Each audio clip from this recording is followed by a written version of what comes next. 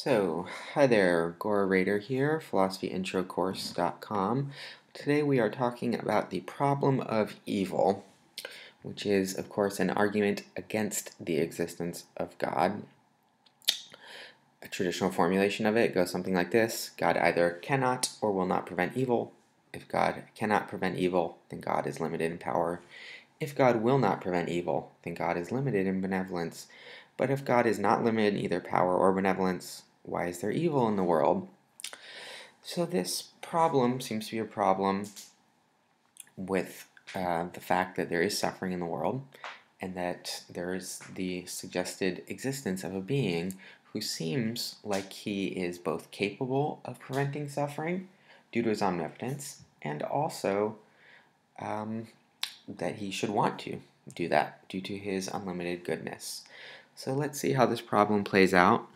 We are going to be considering three papers, one by J.L. Mackie, one by John Hick, and one by Madden and Hare. J.L. Mackie is arguing that this is a real problem for religious belief. John Hick attempts to defend religious belief against this problem of evil, and Madden and Hare are responding to J.L. Mackie.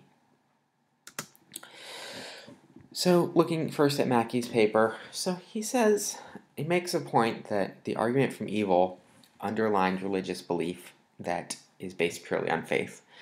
So there's an important distinction between something being unprovable and something that being irrational. So there's a lot of things that are unprovable. There are things about the origin of the universe that we can never know, ultimately. Philosophers have even argued, and many people think very successfully, that we cannot prove the existence of a physical world. For all we know, we may be in a virtual reality machine created by some evil scientists or mad geniuses or aliens from another planet, or who knows, we may be being deluded by an evil demon or deluded by God. So there are a lot of things that are unprovable, maybe even the most basic of things, like the existence of the external world. Of course, belief in the existence of the external world is not irrational. Something that is irrational is not internally consistent. Belief in three-sided squares is irrational. It goes against the basic rules of logic. There's contradiction between them. So the argument of evil seems to show that belief in a certain conception of God is not merely unprovable, but is also irrational. It's irrational between a contradiction between various claims. So the three claims that are problematic are that God is all good, God is all powerful, and that there is evil in the world. So the idea is that we can have any two of these, but we cannot have all three of them. So just like it can't be true that I am in my house, I am not in my house, and I can't be in my house and not in my house. So we can have any two of these, like I'm in my house and I'm not in my house. That's fine. Or I'm in my house and I can't be in my house and not in my house, etc., etc. But all three cannot be true. So looking at the original question of the problem of evil, we can imagine a perfect world where there is no evil. We have God is all good and God is all powerful and the world is perfect and there's no suffering. Or we can imagine a world where God wants to prevent evil but cannot. God is all good, but there is evil in the world. In this world, God is not omnipotent, so we are getting rid of that proposition to remove the contradiction. Or we can imagine a world where God is evil, such that there is evil and God is all powerful, but God wants the evil to exist. On that view, we would be getting rid of the proposition that God is all good. So, once again, we cannot, it seems, as Mackie is suggesting, that there's a contradiction between the three claims that God is all good, God is all powerful, and that evil exists. So first what Mackie does is he looks at some suggestions which he calls inadequate. These are, he says they're inadequate because they don't properly deny one of the three contradictory claims. So two he mentions, God cannot exist without evil, and evil is a necessary means to good. He thinks those limit God's omnipotence. So Mackie's claim is that many theistic solutions don't go far enough in actually denying the existence of evil. Of course, theists are not going to want to deny God's goodness or God's omnipotence. So they're sort of forced to deny the existence of evil in the world. So one solution he considers is that the universe is better with evil in it. And the way he conceptualizes this is that evil is a first order problem, you might say. So he calls it first order evil, and that would be the basic suffering that exists in the world. And he says that, well, maybe he's presumably summarizing a theistic view here. Whether he gets it right or wrong is another story, but he says that second order good, which would be things like kindness, compassion, morality, selflessness, love, he calls these second order goods, so that first order evil is necessary so that we may have second order goods. And that's the basic story of religion, is that first order evil or suffering is necessary for these higher order goods. But Mackey says that the value of these second order goods is counterbalanced by the negative value of second order evils. So Mackey argues that there's also second order evils. If there's sort of positive moral traits, there's negative moral traits. If the world is supposed to teach us to be loving and selfless, some people will choose to be unkind, selfish. So he feels like the existence of these second order evils seems to make the standard picture, problematic. He then considers another possibility, which is the idea of free will. And using the same framework, he considers free will to be a third order good. So we have the existence of first order evil or suffering, then there's second order goods, and second order evils, and then we have the existence of the ultimate sort of good thing, which is free will. And human beings are to choose between second order goods and second order evils, which is really, I guess you might say, on the theistic view, the standard defense of the theistic view, the sort of point of the world, that God creates free beings to choose between good and evil. Mackey sees problems with this view, that free will is an adequate defense of the existence of evil. So, the first thing he says is, why couldn't God create beings that freely do only good? So, he says that why couldn't God create beings with good character such that they choose to do only good? Now, on the one hand, that may seem strange. If a being is free, then it seems like it should be able to choose to do anything. And on the other hand, conversely, if a being would never choose to do something, how could it truly be free? Right? Imagine, you create a robot. Is it truly free if you program it to only do good things? It would seem like it's just sort of acting according to the sort of pre-programmed instructions. On the other hand, it seems like God himself is such a being that only does good things, yet is free. It would seem that the theist would not want to say that God is not free, and it would also seem that the theist would want to say that God always does good. So it looks like there could be beings. God himself seems like such a being. Maybe angels and there are other such beings. Okay. Mackey adds to this point that he says if we have a problem with this idea, it's because we understand what free will is. Free will isn't indeterminacy, meaning you could choose anything, but free will is acting according to what you desire to do. So maybe using the robot example again, a robot that's programmed to do good, we might say, well, the robot doesn't act freely because it's literally programmed. It doesn't have any free will. It just does whatever it's programmed to do. So the problem is not that it only does good things, but that it literally only does what it's programmed to do. It lacks the consciousness, you might say, that a free being has. Now, of course, free will is a murky topic in and of itself, so it's not surprising that questions come up here that are difficult to answer. But we won't be able to dwell on them here. Now, Mackey also thinks there's another problem with the free will defense.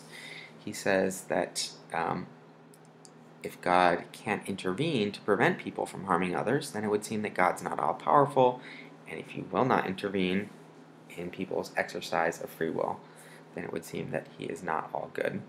So again, we have the issue of God's omnipotence and God's goodness coming into play.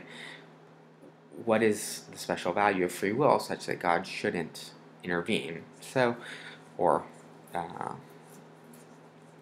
Mackey thinks that the sort of idea of free will is not particularly coherent, maybe, especially within a theistic framework. But again, free will is a complex issue of its own. So let's now consider John Hick's defense against this argument from evil. He argues against the position that Mackey takes. He says that if God predetermines our character, then we are not truly free. So these are tough questions, and the arguments are probably not going to convince the other people on the other side. Specifically, Hick says that people wouldn't be free to enter into a loving relationship with God if their character was predetermined. There's another issue which John Hick takes up, and this is the question of natural evil. So moral evil is the type of evil committed by persons. Natural evil is the suffering caused by the natural world, things like disease and natural disasters, famine. So free will, assuming it works, is only a defense against the existence of moral evil. It doesn't really say anything about the existence of natural evil. So what Hick says is that Judaism and Christianity have never conceived of the world as a paradise for enjoyment. He says it has been conceived as a place for soul-making, so that persons can become quote-unquote children of God. So again, Hick is essentially arguing that the world is, there isn't evil. He's saying the world is great just the way it is. It's perfect. It's perfect for its purpose.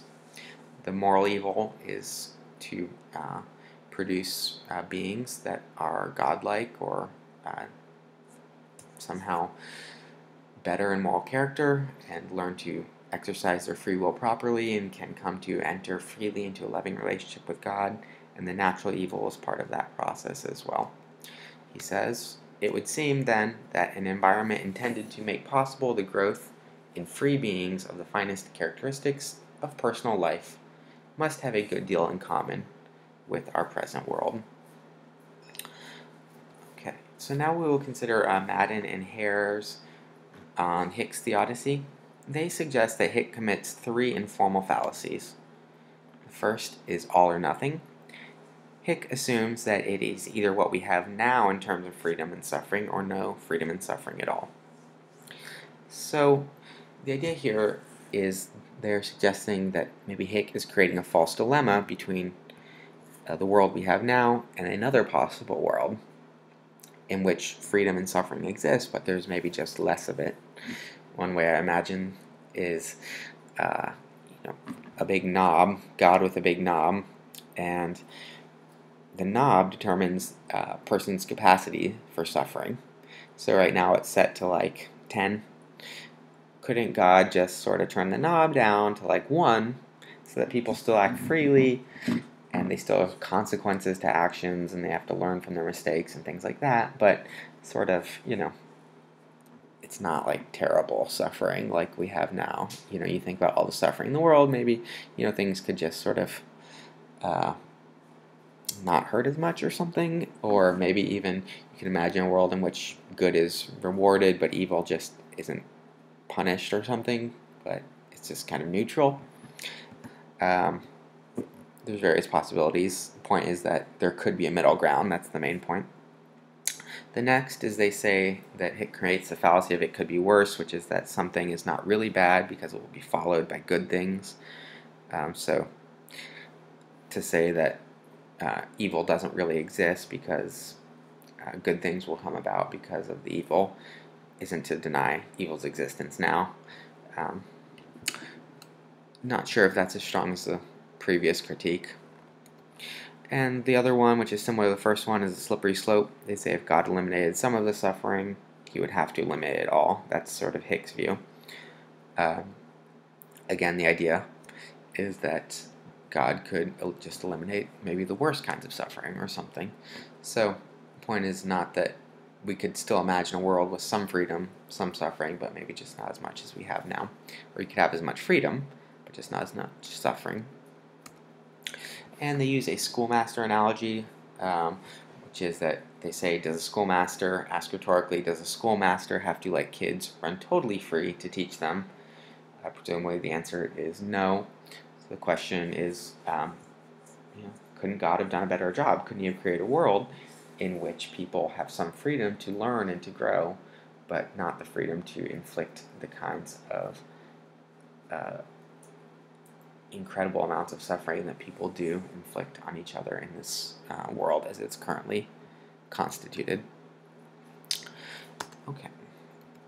All right, so to sum up, the basic problem is that there's a tension between the perception that the world contains suffering and God's suggested goodness and benevolence. One side argues that freedom and suffering are necessary and not really evil. That would be the theistic position. That freedom and suffering are necessary to a grand, great plan. There is no really evil. Everything in the world is good and perfect. The other side argues that God could have created free beings with good character or create a world with less suffering if suffering is somehow truly necessary.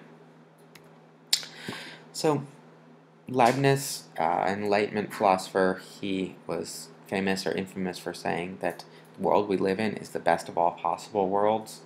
And although his position sounds extreme, I think it's the position that theists must ultimately endorse, in that they must view that the world is perfect the way it is. It's perfect to grand plan, and because it's part of a grand plan in which everyone ultimately benefits, the evil that we find in the world is not true evil. It is merely looks evil to us. We don't understand it. If we understood it, if we saw the big picture, we would see that there is no evil in the world. There's only goodness. Every part of the world is good, and every little bit of suffering is, in a sense, good, because it's part of a good and perfect system created by God.